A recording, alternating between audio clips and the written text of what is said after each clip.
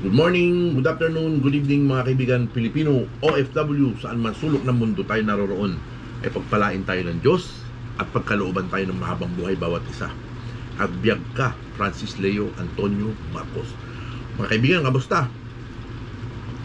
Medyo masaya tayo ngayon kasi first anniversary ito ng ng FLM community mga kaibigan. Ito yung araw ng paglabas ni Francis Leo Antonio Marcos, yung kanyang tuluyang pagpapakilala sa sambayan ng Pilipino mga kaibigan. Yung pagbaba niya ng eroplano mga kaibigan para tumugon sa panawagan ni Presidente Rodrigo Roa Duterte mga kaibigan. So masaya ngayon sa mansyon mga kaibigan. Andun yung mga ang daming nag-akyatan, ang daming mga malungkot na ako, hindi ko nakita nag-akyatan dun yung mga yung mga sila Mami Ebing, sila Ann Ali, sila Mami Bersheng, parang nandun yata si Mami Bersheng parang nakita ko yata nandun kasi forward ko lang mga kaibigan diba? Siyempre nakakabis sila Ma'am MCM, diba? Kasi ito yung mga tao na malaki rin ang ginampanan kay Francis Leo Antonio Marcos, lalo na si Ma'am MCM mga kaibigan, diba? So malapit na yung 2022 mga kaibigan. Nararamdaman natin naman na na maaaring pumayag si Francis Leo Antonio Marcos na tumakbo at maglingkod sa ating gobyerno sa 2022 mga kaibigan, di ba? So talagang yung mga tao kasi mga kaibigan, lalong-lalo na yung mga nakapanood sa mainstream media, hindi pa rin natin maaalis mga kaibigan na mas malaki pa rin ang impact ng mainstream media kaysa sa social media mga kaibigan. Totoo yan mga kaibigan, kasi sa social media group of people lang halos ang nakakasagap ng balita. Kung halimbawa dito sa atin sa FLM community, halos tayo lang mga kaibigan, at may pailan-ilan din na nadadagdag pero mabagal yung not unless mga kaibigan ma-broadcast ito sa isang mainstream media mga kaibigan, o magawan ng isang documentary ang buhay ni Francis Leo Antonio Marcos, is talagang mga kaibigan, bigla tayong putok nito mga kaibigan, di ba? So antay-antay lang tayo ng konti mga kaibigan, kasi wala pa tayong wala pa tayong solid na autobiography o yung biography ni Francis Leo Antonio Marcos, yung complete biography niya mga kaibigan. Saan siya, ilang taon na siya, saan siya pinanganak, ganito, ganyan, sino yung nanay niya, sino yung tatay niya, di ba mga kaibigan? Yun yung kailangan kompleto. Saan siya nag-aral ng elementary, saan siya nag-aral ng high school, saan siya gumraduate ng college mga kaibigan.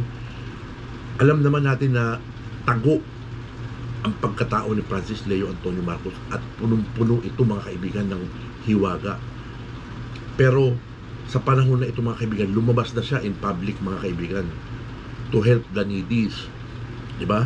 So wala na siyang ibang choice mga kaibigan, o wala na tayong ibang choice kundi alamin natin na yung katotohanan mga kaibigan. Kailangan nang ilabas ng Marcos yung katotohanan about Francis Leo Antonio Marcos mga kaibigan. Di ba tayo sa FLM community, meron na tayong meron na tayong mga haka-haka natin, meron na tayong mga ganito ganyan natin mga kaibigan, di ba?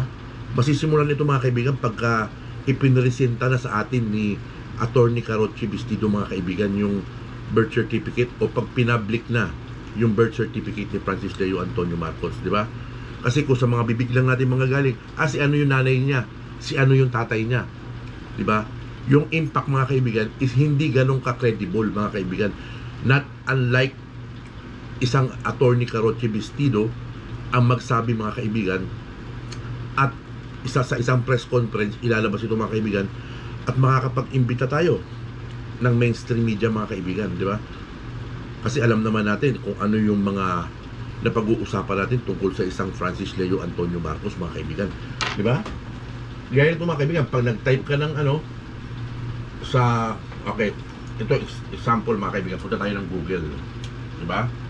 Google tayo mag-search, kasi ito yung talagang laging ginagamit na search engine ng mga tao mga kaibigan. So punta tayo ng Google, so i-type natin yung Francis Leo Marcos. Francis Leo Marcos. Okay, di ba? Ang unang lalabas mga kaibigan is Interaction, Pilista, the case of Francis Leo Marcos issued linked to the internet, Francis Leo Marcos, NBI arrest, ganito, ganyan, ganyan. So, para sa akin mga kaibigan, masama yung impact nito mga kaibigan sa pagkatao ni Francis Leo Antonio Marcos kasi nga talagang kinarakter assassinate si Francis Leo Antonio Marcos ng kung sino man itong mga taong nasa likod nitong pagkakahuli sa kanya, di ba? Yung sa kwento nga ni Sekiyama mga kaibigan, nakakakuha tayo ng mga konting idea mga kaibigan, di ba? Bakit nawala yung birth certificate niya nung gabi bago siya hulihin mga kaibigan, di ba? Parang yun na yung hudyat, okay, pwede na natin kunin yung tao na to kasi hindi na niya mapapatunayan basta-basta kaagad sa atin on the spot na siya si Francis Leo Antonio Marcos. Kasi talagang ginapang nila mga kaibigan. Talaga ang hindi lang maganda rito mga kaibigan, meron talaga nakagamit ng pangalan ni Francis Leo Antonio Marcos para gumawa nitong human trafficking nito mga kaibigan. Di ba? Kung atin talagang iisipin mga kaibigan, magagawa ba ng isang Francis Leo Antonio Marcos? Mai-involve ba ang isang Francis Leo Antonio Marcos sa ganong kalakaran ng krimen mga kaibigan, di ba? Sa kabila ng mga tinataglay niyang yaman mga kaibigan, papato na ba si Apo Lakay natin sa ganong klaseng mga kaibigan, di ba? O tapos ngayon, ang kalaban dito mga kaibigan, ang nagpo-prosecute sa kanya mga kaibigan is National Bureau of Investigation mga kaibigan, Cybercrime Division. Ayon sa pagkakapaliwanag ni Attorney Carocci Bistido mga kaibigan, na ito ang nagpo-prosecute sa kanya at ito rin ang naniniwala na hindi siya si Francis Leo Antonio Marcos kundi isang Norman Mangusin mga kaibigan, di ba? Pero sinabi nga ni Attorney Carocci Bistido na napakalaki ng tsansa na itong anti-alias ng mga kaibigan ay hindi mag-prosper mga kaibigan. Pero 14 yata na na ahente ng Cybercrime Division mga kaibigan ng ang complainant doon mga kaibigan, di ba? Meron ng kopya si Attorney Carocci Bistido ng birth certificate ni Francis Leo Antonio Marcos, authenticated mga kaibigan at galing sa Philippine Statistics Authority or PSA mga kaibigan. Pag ito ipinresenta ni Attorney Carocci Bistido mga kaibigan sa korte, tapos na yung boxing mga kaibigan, di ba? Tapos na yung boxing, di ba? Yung pagiging lehitimo ng kanyang pangalan mga kaibigan is matutuldukan na. Mapapahiya ngayon dito yung yung mga nag-complete sa kanya na mga tauhan ng Cybercrime Division mga kaibigan. Ito yung personal kong opinion to mga kaibigan, di ba? Kasi ang sama nung lahat ng mga dito mga kaibigan, wala tayong talagang wala tayong solid na wala tayong solid na pagkakakilanlan o yung matibay na kay Francis Leo Antonio Marcos mga kaibigan, di ba? Gaya nito, galing ito sa ating mga basher, kung babasahin niyo yung mga kaibigan, Francis Leo Marcos real name is ganito ganyan, di ba? He is not an owner of any property inside Green Meadows. O di ba? Puro kasinungalingan mga kaibigan dito. He is renting only as a co-tenant in the 3 houses they are renting. He has just been renting for about a month. Diyos ko po mga kaibigan, di ba?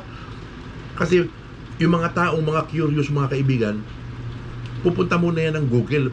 First, ang unang pupuntahan ng tao mga kaibigan, i-google muna nila mga kaibigan to gather information. Alam niyo naman kasi ang technology ngayon mga kaibigan, di ba? Google ang first na kinukuha ng ang first step para hanapin mo yung mga kasagutan sa iyong tanong mga kaibigan, di ba? Tapos makakabasa yung mga tao ng ganito mga kaibigan. So mapapaniwala silang mga kaibigan na ganito. Di ba? Mapapaniwala sila. Ito gawain nito ng mga tauhan nung mga nais manira sa karakter ni Francis Leo Antonio Marcos. Excuse me. Kaya hindi biro-biro yung pinagdadaanan ni Apo Lakay natin mga kaibigan. Pero naniniwala ako mga kaibigan na Francis Leo Marcos will be a great leader mga kaibigan. Alam naman natin, o ako mismo naniniwala, na siya ang tagapagpatupad ng last will and testament ni Ferdinand Edralin Marcos. In my own belief, in my own opinion, I believe Francis Leo Marcos is the spiritual wonder boy mga kaibigan na pinag-iwanan ni Ferdinand Edralin Marcos ng kanyang yaman, mga kaibigan.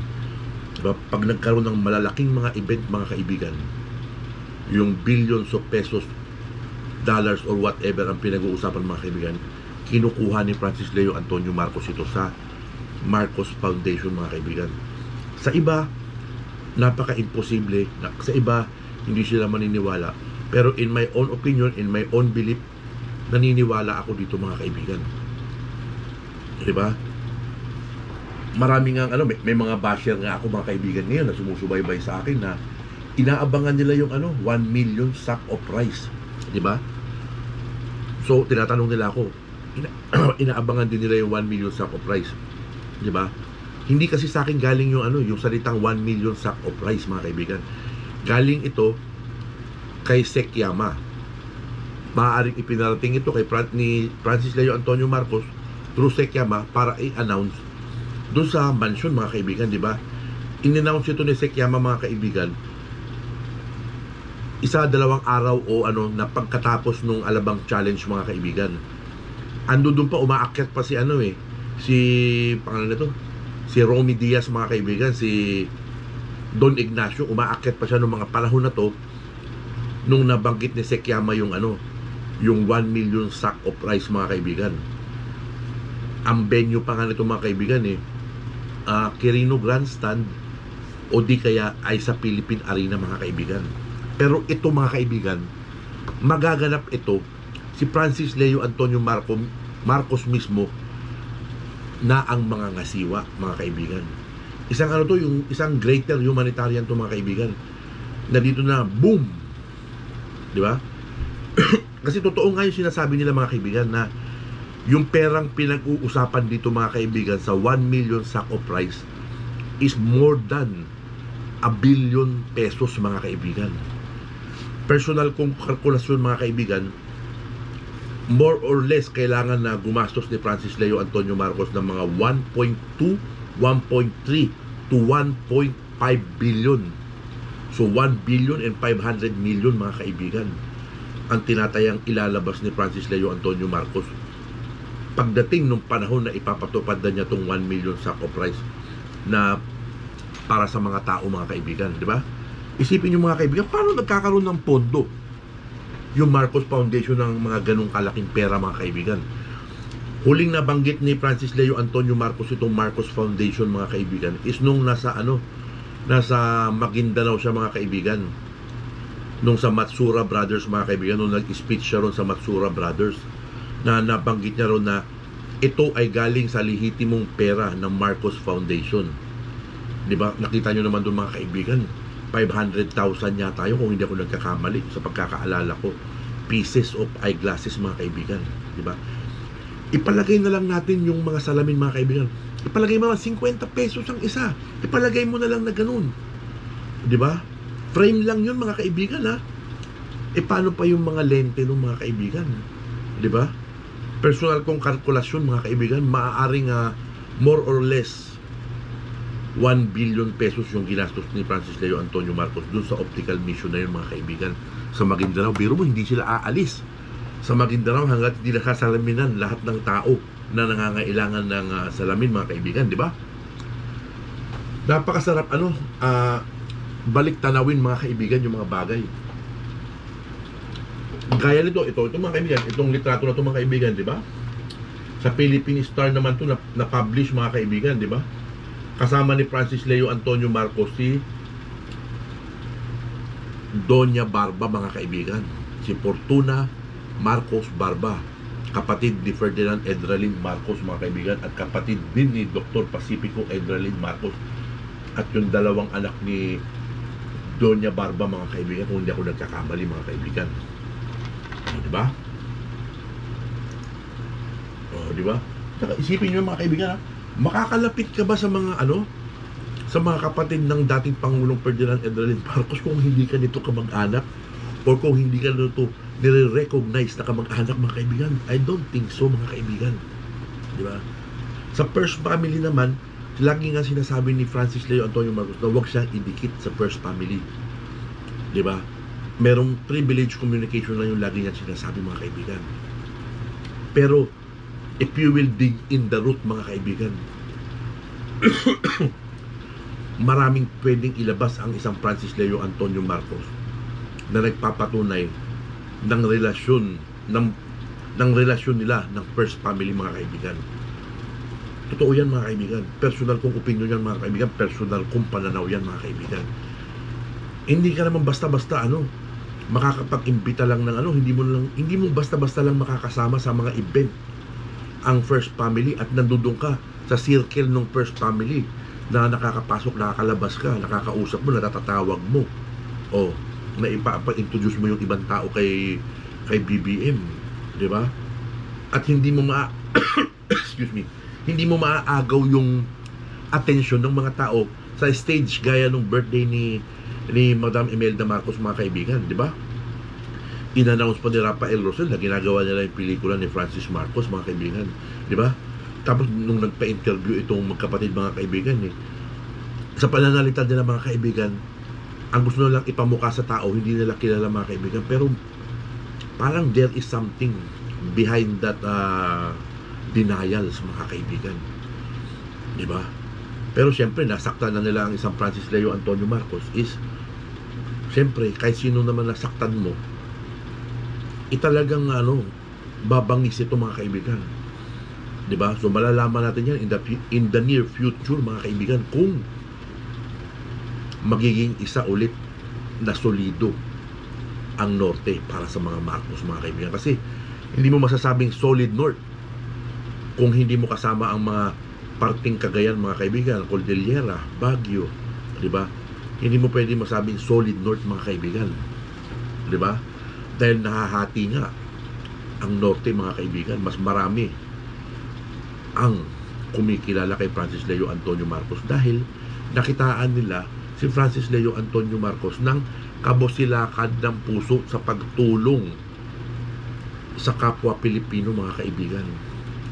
He is very well known, lalo na sa mga lugar sa Cagayan Valley, mga kaibigan, sa Isabela, basta dyan sa mga lugar na yan, well known ang kanyang ginagawang pagtulong, mga kaibigan, diba? Kasi ang tingin ko, mga kaibigan, yung mga sinasabi pa lang ni Francis Leo Antonio Marcos, yung pinagkukunan pa lang niya ng pera, yung inuubos niya nitong panahon ng pandemic, is personal pa lang niya na pera, galing pa lang sa kanyang mga minana. Maaari siguro galing sa kanyang father side or maaaring mana galing sa kanyang mother side, mga kaibigan. Dahil hindi ka naman pwedeng magbenta ng mga kaibigan, ng hundreds of million worth of lots at saka mga bahay, mga kaibigan, kung hindi talagang lehitimong pag-aari mo ito o hindi lehitimong minana mo ito, di ba?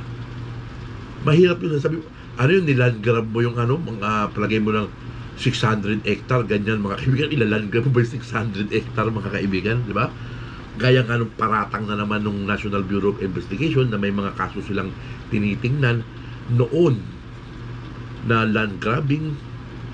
Tapos yung nagpunta ron, mga kaibigan, yung pala yung land grabber, mga kaibigan, yung nagpunta ron sa NBI, yung matanda na katulad ko rin na puti ang buhok, mga kaibigan. Siya pala yung nagpapanggap na may-ari, pero hindi naman pala siya yung may hawak ng pinaka-mother title, mga kaibigan.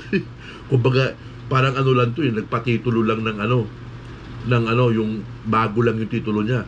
Yung mother title, mga kaibigan, yung pinaka-lumang titulo, yung may hawak ng pinaka-lumang titulo, yung mother title na tinatawag, mga kaibigan. Yun ang lehitimong nagmamay-ari, mga kaibigan, kung kanino nakapangalan yun, mga kaibigan. Tapos SPA lang yun, mga kaibigan, pwede nang i-transfer yun sa pagbibigyan, mga kaibigan. So ganun yung nakikita kong kay Francis Leo Antonio Marcos, mga kaibigan. Bukas pakikinggan ko ng buo yung yung kaya nito, mga kaibigan, sa Wiki Celebrities, mga kaibigan, Francis Leo Antonio Marcos, born in 1980.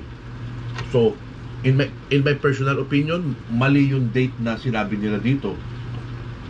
In my personal opinion, ang pagkakaalam ko, Francis Leo Marcos was born 1979. Diba? From Baguio City. He was well known for his charity. He is a successful businessman. Ito, tama ito. In present, Francis works at the chairman of popular MNC, named Marcos Group of Company. He became famous in the eyes of the people by giving donation to poor people who are affected by the coronavirus. So yung information na nilalathala nitong itong site na to mga kaibigan is bago lang lahat mga kaibigan. Nagugil lang halos lahat mga kaibigan ito mga kaibigan kasi noong March 28 ang tinatayang nagastos nga ni Francis Leo Antonio Marcos is $3 million mga kaibigan sa Mayaman Challenge niya. Maganda to, napakaganda ng epekto nitong Mayaman Challenge mga kaibigan.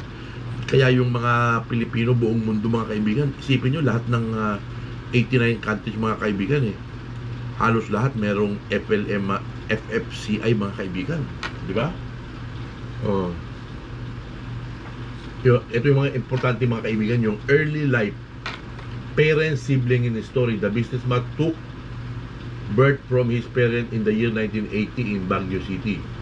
Pero para sa akin mga kaibigan, this is 1979. Manila, the age of Francis is 39 years old. As in 2020, he belongs to Christian religion. The name of his siblings, parents are not available according to my research. So research nga lang talaga mga kaibigan ito. Puro Google lang mga kaibigan yung pinagbasihan ng sumulat ito mga kaibigan. His father is a businessman and his mother is a housewife. So hindi natin confirm ito mga kaibigan, di ba? Not unless pangalanan ni Attorney Roche Bistido ang kanyang ama at ang kanyang ina sa kanyang birth certificate mga kaibigan. Di ba? He spent his childhood in Manila. He is a well-educated person. Francis completed his schooling from the National High School of Massachusetts, mga kaibigan. After that, he joined the Massachusetts Institute of Technology for completing his graduation. After that, he started his own business with his father. So ayon sa kanyang research, ganoon mga kaibigan. So kaya nga mga kaibigan, napaka-importante ng yung tunay na autobiography dahil lumabas na nga si Francis Leo Antonio Marcos. Kailangan na talagang mailathala na talaga sa tao mga kaibigan because Francis Leo Antonio Marcos is a public figure. Para sa akin, he is now a public figure kasi lumabas na nga siya. Diba? Lahat ng usap-usapan sa kanya, lahat ng haka-haka sa kanya mga kaibigan, kailangan ituwid na ito ng mga ng mga abogado mga kaibigan. Kasi kung sasaba ka sa politika mga kaibigan, sa debate pa lang mga kaibigan, kung hindi mo ilalatag ang iyong biography mga kaibigan, is pagtatawanan ka lang ng magiging mga kalaban mo sa politika mga kaibigan, di ba? Kailangan saan ka nag-elementary, saan ka nag-high school, saan ka nag-college, saan ka gumraduate, ano yung mga nalalaman mong mga, kung ano yung specialty mo, kung ano yung skill mo. Gaya nung nababanggit nga natin mga kaibigan na Francis Leo Marcos speaks at least 7 language. Di ba? So sino bang presidente basta-basta makakapag kung halimbawa sa debate mga kaibigan sabihin lang na can you debate I will debate on you but we will debate in another language if you like. Di ba yung mga ganun? Kasi yung pagkakaalam natin nakakapagsalita siya ng Italian, ng Spanish, ng English, ng Tagalog, ng Ilocano, ng ano pa ba mga kaibigan yung iba, Grego yata mga kaibigan, hindi kung tama yung pagkakaalala ko mga kaibigan, di ba? So yun yung mga katangian ng isang Francis Leo Antonio Marcos, di ba? Yung knowledge inside his mind mga kaibigan, kung saan niya natutunan lahat yung kanyang mga katalinuhan mga kaibigan, di ba? Yung earthly possessed knowledge ni Francis Leo Antonio Marcos, diba? Kaya pagka ginawa na ni Attorney Roche Bistido na ilathala niya sa publiko ang original na birth certificate ni Francis Leo Antonio Marcos, is pwede na tayong gumawa ng autobiography, yung complete autobiography ni Francis Leo Antonio Marcos. Yung sino ba nanay niyan? Siyempre nandoon na. Sino yung tatay niyan? Siyempre nandoon na. O sino yung mga kapatid niya?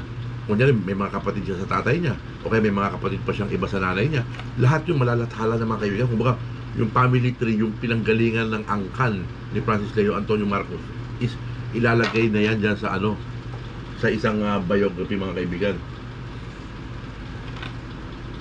Got married to his wife of July 2019. Just revealed his wife name to the media. Pero hindi naman lingid sa kaalaman natin, mga kaibigan, ang pangalan ni First Lady Mayu Murakami, mga kaibigan, di ba? Kasi yung year of birth na rito, mga kaibigan, quick info in wiki 1980, sa tingin ko hindi ito, mga kaibigan. Fake din dito, mga kaibigan. Social media profile, Instagram at Francis Leo Antonio Marcos. Alam ko wala namang Instagram si Apo Lakay natin, Facebook save title, parents wala, name not known, mother not known, siblings not known. Yung height parang mali din, 5'11" si Apo Lakay natin. Diba? Highest qualification graduation, meron ditong school, National High School of Massachusetts Institute of Technology. Net worth approximately 25 to 30 million US dollars as of 2020.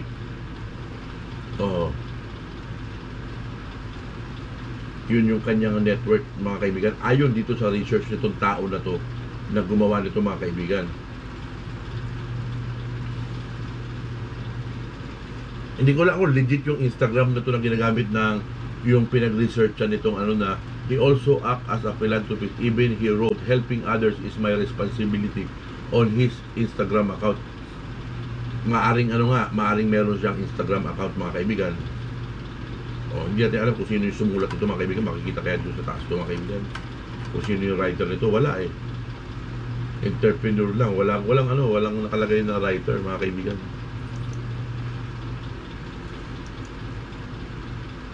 Diba? Ito na yung yung talagang pumutok, mga kaibigan, gamit ng mainstream media, mga kaibigan, yung pagkaka-imbita nga sa kanya ng National Bureau of Investigation, mga kaibigan, na ito talaga yung kinukundi na ng kanyang mga abogado at nating mga FLM family supporters worldwide, mga kaibigan, kasi we see lapses and we see may mga illegal o may mga paglabag sa karapatang pantao ni Francis Leo Antonio Marcos during his arrest and during every procedure na ginawa sa kanya, mga kaibigan. Diba? Grabe yung yung pag-character assassinate nila kay Francis Leo Antonio Marcos, mga kaibigan. Yun yung masasabi ko. Kaya antay lang tayo. Yung sa nagtatanong ng 1 million stock of price, personally ako nag-aantay rin lang ako kasi nakuha ko yung 1 million stock of price. Sinabi ni Sekiyama yun after the Mayaman Challenge Alabang, yung namigay tayo ng bigas doon sa Alabang, mga kaibigan, di ba? In-announce ni Sekiyama yun pagkatapos nun, di ba? Na yung venue nga doon sa Philippine Arena o kaya dito sa sa Quirino Grandstand, mga kaibigan, kasi hindi biro-biro yung mga kaibigan. Sabi nga nung nag-comment sa akin alam ko raw ba kung magkano yung amount nung sinasabi kong 1 million stock of price. Kaya to be in stock, siyempre oo.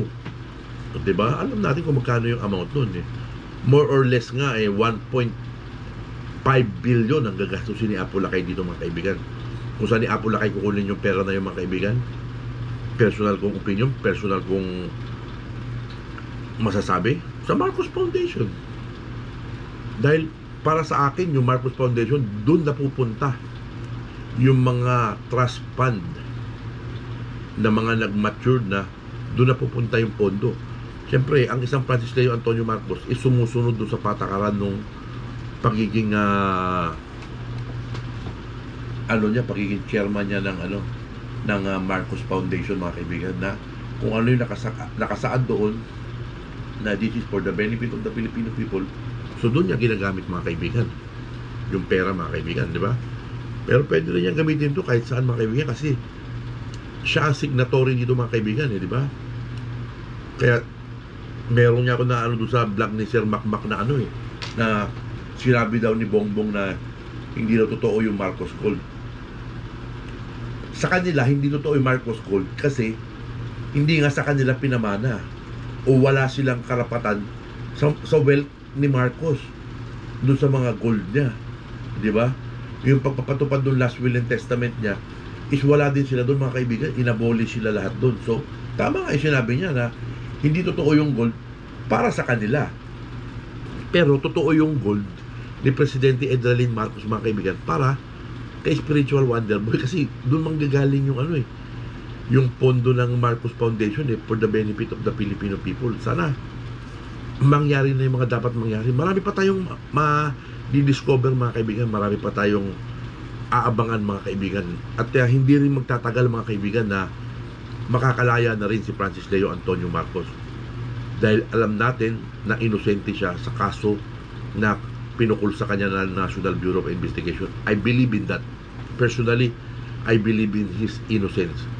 I believe na biktima lang si Francis Leo Antonio Marcos ng mga ganid na politiko o ng mga ganid na tao, ng mga inggiterong tao, ng mga taong walang pagtanggap kung sino si Francis Leo Antonio Marcos. Yun lang sasabi ko, mga kaibigan.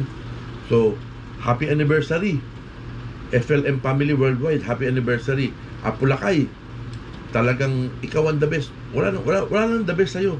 Sa mga Marcos sa panahon na to, walang mas the best sa'yo. Mas the best ka kay BBM tsaka kay Manang Ivy. Mas the best ka. Wala sila sa wala sila sa kalingkingan mo.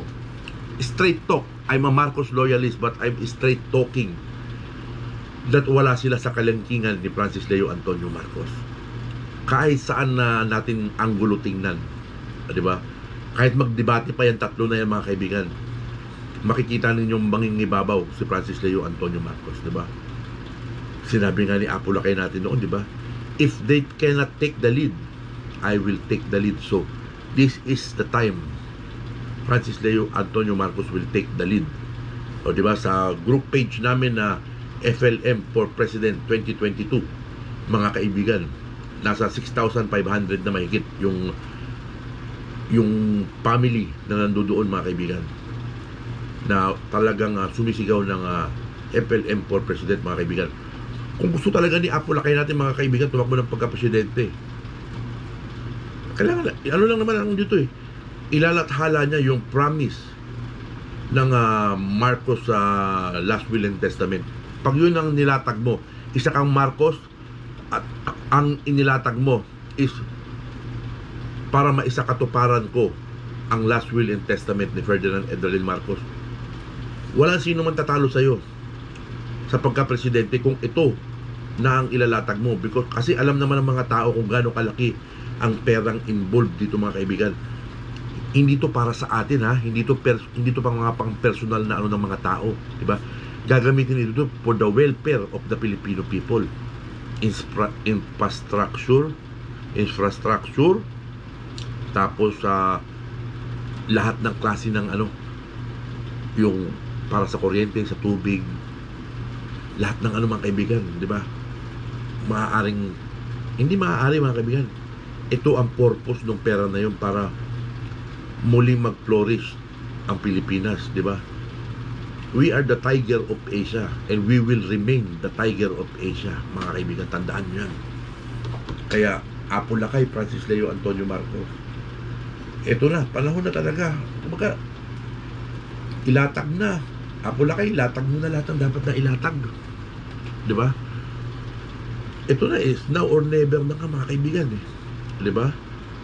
Huwag na tayong magpatumpik-tumpik pa, di ba? Pagka ilabas na yung yung birth certificate mo, pagka naayos na yung biography mo, at talagang kompleto na lahat, yung wala nang pwedeng maging tanong pa yung mga tao. Ang magagawa na lang ng mga tao is mambas na lang, kasi yung ilalabas nating autobiography mo, yung biography mo, Apulakay, is lahat ng pwedeng maging katanungan ng mga tao is doon na lahat yung sagot, na naway mangyari ito at magawa ito ni Atty. Caroche Bastido. So yun lang muna, mga kaibigan, yung natin ngayon. Happy anniversary. Agbyag ka, Francis Leo Antonio Marcos. Agbyag ka talaga, Apulakay SWB. Agbyag ka.